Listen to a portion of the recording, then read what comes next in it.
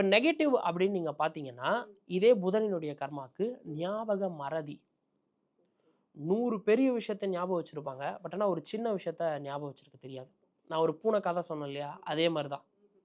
பேசிக்கான சின்ன சின்ன விஷயத்துல தப்பு பண்ணுவாங்க.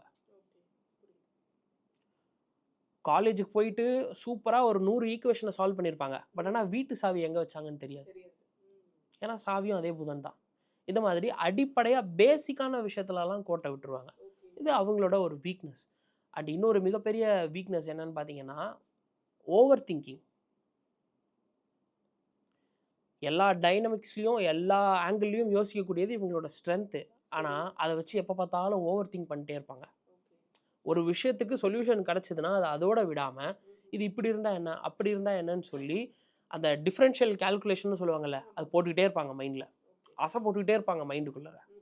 இது வந்து அவங்களோட ஒரு மிகப்பெரிய வீக்னஸ்.